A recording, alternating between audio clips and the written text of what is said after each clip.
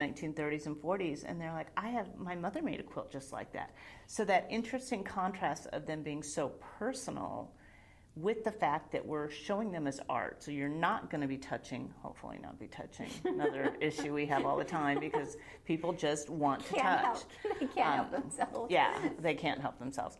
But so it's just really interesting, and I've often thought about that, what is it about quilts that people are so drawn to and that are so appealing? But I think a lot of it is that a lot of people at least have some tangential relationship to the quilt before they come in. It is pretty remarkable. I mean, having only been doing this for 5 years now, every conversation, oh, my aunt, oh, my mom, exactly. Oh, my whatever. Like, it is bizarre. Like, I don't know if there's anyone in the country here who doesn't somehow is touched by a quilt. And I think even internationally, I mean, more so in the United States, definitely, because the whole tradition of quilt making was much stronger here. But it is fascinating how much we've learned about the international connections, and you should definitely speak with Maren Hansen about that.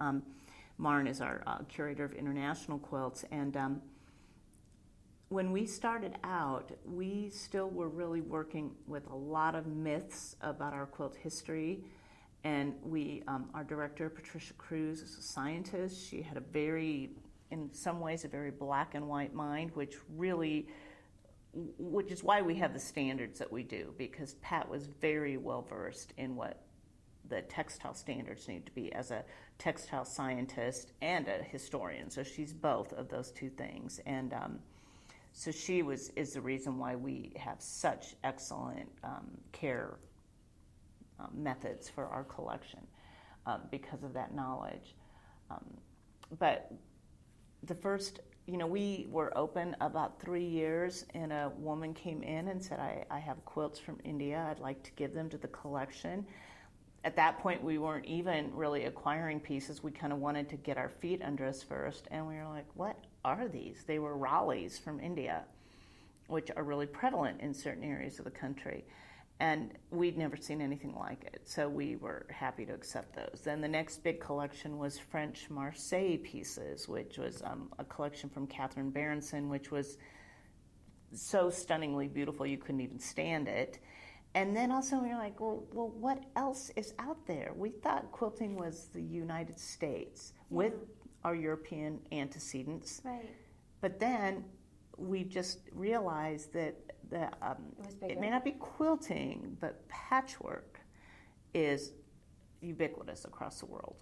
And there's a few areas that do just maybe related, textile applique or things like that. But the growth of the international side of the collection has been really exciting, because it was, I don't like to use the term discovering because it had always been there, but for us to develop that awareness and then really begin to collect around the world. It was always something that Bob James spoke about and told us we had so much to do.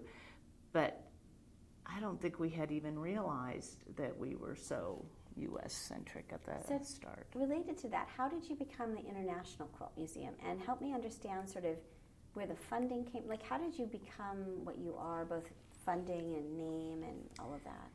Well, it really is kind of one of those things where everything happens with this kind of magic that you just kind of think, wow. So we start out really with Pat Cruz and her, because when I was applying to come as a PhD student and do my dissertation, the quilt collection had not come yet. But Pat Cruz had really encouraged students to look at quilts as a way to study all kinds of different topics: women's lives, women's history. Was Pat Cruz on faculty here? She was a professor in the textile history and, textile history and design.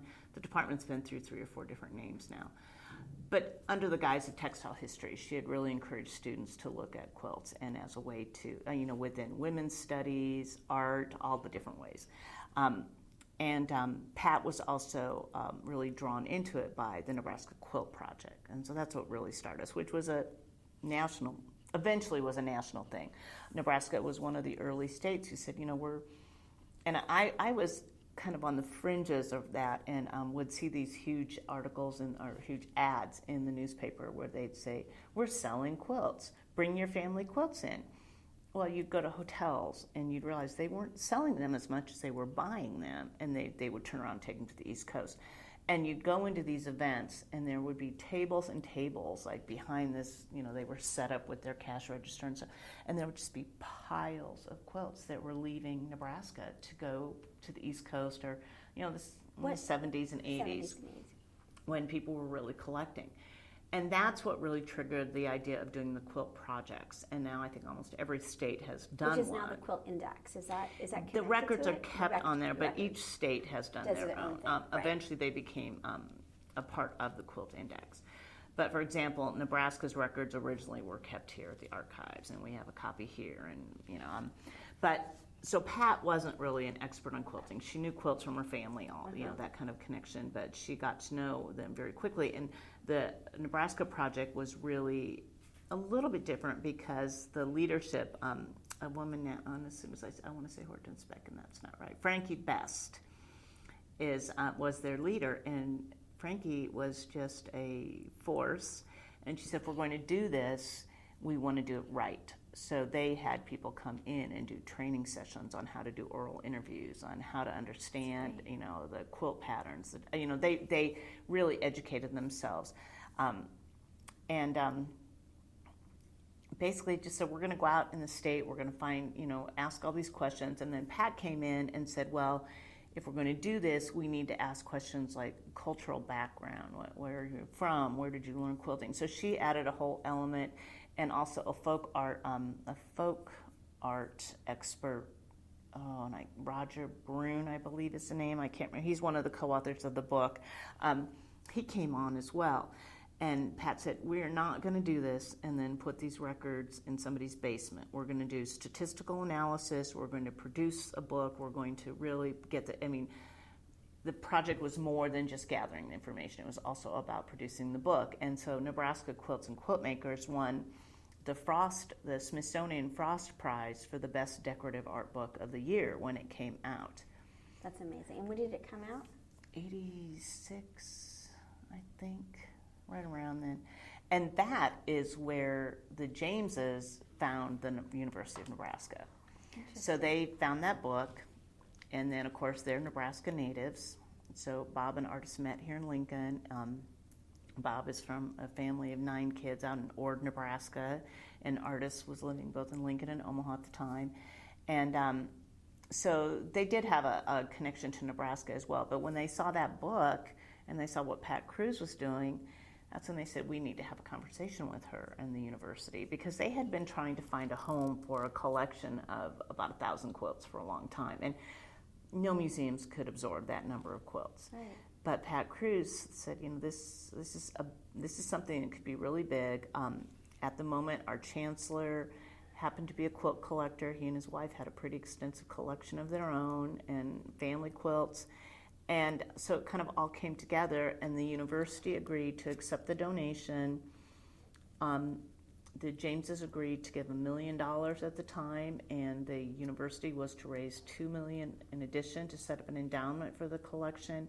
Pat Cruz wrote a National Endowment for the Humanities grant for $400,000 to get the collection supported and documented and in an enhanced database. The Jameses were really unusual because they had a curator. They kept great records. They had everything documented, and that's amazing. Insanely unusual, I've learned over time. That's really interesting. Yeah, so it was all of these things coming together, and Pat understanding that on the university campus having a study center, because we were the International Quilt Study Center. And you're still a study center, aren't you? We are not so much as we were. It's not officially in our name anymore. Then we became International Quilt Study Center and Museum in 2008 when we moved into the building. And then eventually we changed our name to just the International Quilt Museum. Interesting. Very interesting. The program has morphed from being one of the only places in the U.S. or in the world where you could go and you could get an advanced degree in textile history with an emphasis in quilt studies, which is what my PhD is in. Yeah. Now it's more of a material culture approach because the university professors understood that study needed to be broadened out to for other objects as well. But it's kind of an yeah, you're the object only centered place in town. Are you still the only place, really? Or I think so. We do have now. So the actual program is a little bit more general, but we do have a certificate program, so you can take the 4 specific quilt classes without having to pursue your graduate degree or go take your SATs or whatever GREs, right? GREs.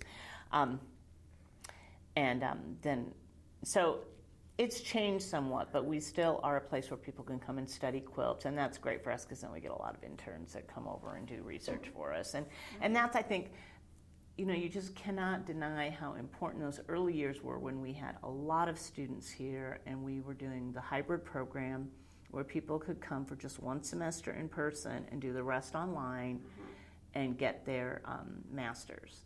And the students who came through were doing such amazing research, and so the first 10 years our publication rate, like through the American Quilt Study Group, we had somebody, at least 1 person every year who was presenting new research. So we really... Do you think that university connection sort of really distinguished sort of the mission and sort of what this is, because it's got that academic... I think so. I think it did at the beginning. I think our collection kind of caught up, and the collection now is maybe equally as important. Yeah. We don't have the same research happening because we had a glut of students. We had all these people who really wanted to study quilts, and so they all came. And so the fact that those students just went, and this again was Pat Cruz, and she would always say, well, how do you know what you know? Yeah. Do you know that as a fact?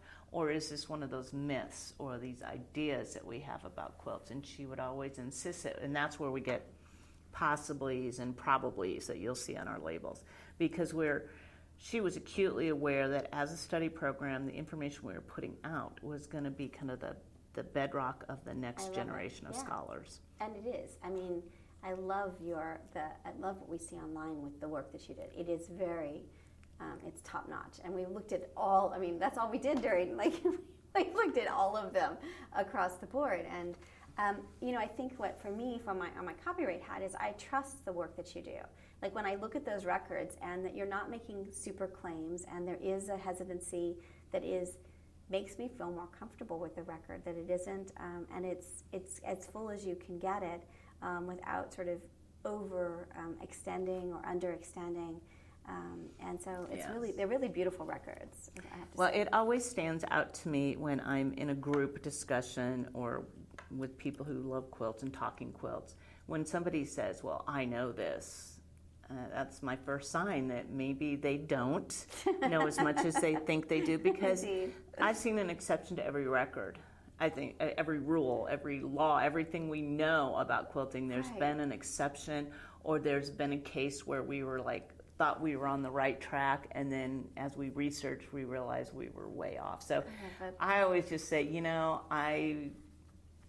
I like the possibilities, I like the probablys. I don't like to have those statements out there that this is the way it is, because all of us, we all know we start a project 1 year, we don't finish it for 20 years. Exactly. There's just no solid rules. Yeah, I feel that way. Copyright is exactly that same kind of field. Anybody who says, well, I know the answer, I'm like, you don't know copyright, because it is never clear. I just think you should always qualify that your experience says this, and there's a lot of value in that. But so where does the funding come from to build the building and to run the museum? Well, so we had our endowment early on, and we had a lot of great support from the University of Nebraska and the state, of course, because we used tax dollars. And so we, and with some qualms, some of our regents who make a lot of those decisions really didn't understand why we would have a quilt museum and what is the importance of that. But I will say I feel there were just a couple that just didn't really take the time to find out what we really were about and understand why it was important. So the university has been fabulous, and they still give us great support. But when Leslie came in 2013, that was and Pat Cruz, she was always a 3/4 time professor and a 1/4 time director. I don't know how she did anything. Yeah. So fundraising really was certainly something that we were aware of and were doing, but not in a really dedicated way. So then the building came up, which I was super excited about because I just used to have this conversation.